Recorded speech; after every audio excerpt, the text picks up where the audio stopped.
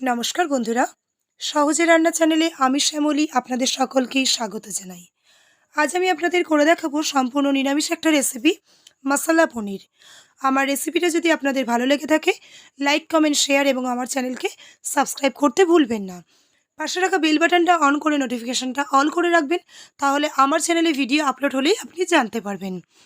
মশলা পনির করার জন্য আমি নিয়ে নিয়েছি 200 গ্রাম পনির। পনিরগুলো ছোট ছোট কিউব করে আমি কেটে নিয়েছি একটা বড় সাইজের টমেটো, হাফ চা চামচ গোটা জিরে, 1 ইঞ্চি আদা, 3টে লাল রঙের কাঁচা লঙ্কা। এগুলোকে আমি পেস্ট করব। আর একটা যে শুকনো খোলায় পেস্ট করব সেটা হলো, তার জন্য নিয়েছি 10টা কাজু বাদাম, 2টো স্টার অ্যানিস, নিয়েছি 3-4 টুকরো দারচিনি, 2টো জৈত্রী, 8-10টা গোলমরিচ, আর নিয়েছি 2টো ছোট এলাচ। এই সমস্ত উপকরণ কিন্তু তাওয়ায় একটু গরম করে নিয়ে আমি ড্রাই রোস্ট করব। এর মধ্যে কিন্তু জল দেব না। আর এটাই কিন্তু মশলা পনিরের মেন মশলাটা। দেখুন, ড্রাই রোস্ট করার জন্য প্রথমে আমি গ্যাসের ওভেনে চাটু বসিয়ে নিয়েছি। তার মধ্যে আমি এই মশলাগুলো দিয়ে কিন্তু হালকা গরম করে নেব। গরম করে নেওয়ার পর একটু ঠান্ডা করে মিক্সার গ্রাইন্ডারে দিয়ে আমি এগুলোকে পেস্ট বানিয়ে নেব, কিন্তু এর মধ্যে আমি জল দেব না। এটা শুকনো পেস্ট হবে। দেখুন, এগুলো পেস্ট করার জন্য আমি মিক্সার গ্রাইন্ডারের মধ্যে নিয়ে নিয়েছি। গুঁড়ো করা রেডি আমার। অন্যদিকে কিন্তু আমি ওই মশলাটা রেডি করে নেব। এই মশলাটা রেডি করে নিলাম। টমেটো, কাঁচা লঙ্কা, আদা আর জিরে, এটাকে জল দিয়ে আমি পেস্ট করে নেব। পেস্ট করে নিয়ে দুটো মশলা রেডি করে কিন্তু আমি এবার রান্নাটা করব। দেখুন, এই মশলাটাও আমার রেডি হয়ে গেছে। এবার পনিরটা আমি জলে একটু ভেজাবো, সেই জন্য গরম জল করে নিয়েছি। গরম জলে পনির ভেজালে কিন্তু পনিরগুলো খুব নরম হয়। পনির গরম জলটা রেডি। এবার পনিরগুলো ভাজার জন্য আমি কড়াই বসিয়ে কড়াইয়ে সাদা তেল দিয়ে দিয়েছি 5 থেকে 6 চা চামচ।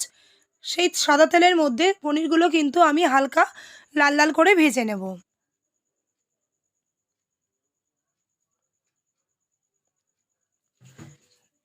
দেখুন, পনিরগুলো আমার হালকা ভাজা হয়ে গেছে। খুব বেশি ভাজার দরকার নেই, তাহলে শক্ত হয়ে যাবে।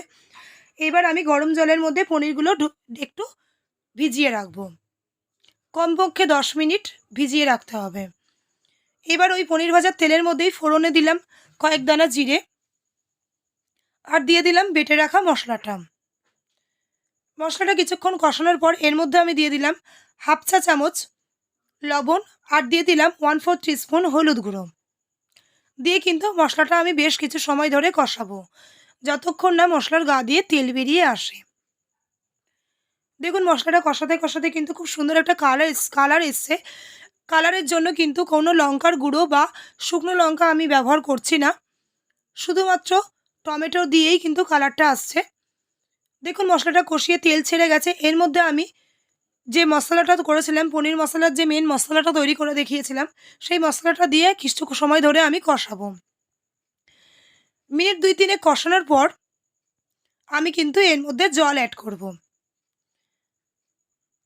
বেশ কিছু সময় ধরে একটু মিডিয়াম ফ্লেমে রেখে গ্যাসটা কষাতে হবে। দেখুন, কষানো আমার রেডি। এর মধ্যে আমি দিয়ে দিলাম জল। খুব বেশি জল দেওয়ার প্রয়োজন নেই। এটা যেহেতু একটু মাখো মাখো হয়, অল্প পরিমাণে জল দেবেন। এবার এই জলটা ফুটে উঠলে কিন্তু আমি এর মধ্যে পনিরগুলো অ্যাড করব। জলটা ততক্ষণ ফুটে উঠুক। এবার আমি কিন্তু গরম জল থেকে পনিরগুলো তুলে রাখলাম। তুলে রাখার পর ফুটে উঠলে কিন্তু আমি এর মধ্যে পনিরগুলো অ্যাড করে দিচ্ছি। পনির অ্যাড করে মিনিট 2 ফোটাবো। খুব বেশি সময় ধরে কিন্তু ফোটাবো না। গ্যাসের ফ্লেমটা হাই রেখেছি। এর মধ্যে দিয়ে দিলাম কয়েক দানা চিনি। আপনারা চাইলে নাও দিতে পারেন চিনিটা। চিনিটা দিয়ে কিন্তু কিছু সময় ধরে ফুটে উঠলেই কিন্তু আমি নামিয়ে নেব মশলা পনির। খুব সহজ একটা রেসিপি। নিরামিষ দিনে আপনারা করে দেখবেন কেমন লাগেছে। রেসিপিটা অবশ্যই জানাবেন। রেডি কিন্তু আমার মশলা পনির। এটা কিন্তু রুটি, পরোটা, ফ্রাইড রাইস সব কিছুর সাথেই খুব ভালো লাগে। সকলে ভালো থাকবেন, সুস্থ থাকবেন। দেখা হবে অন্য কোনো দিন অন্য কোনো রেসিপির সাথে। এতক্ষণ আমার সাথে থাকার জন্য অনেক ধন্যবাদ।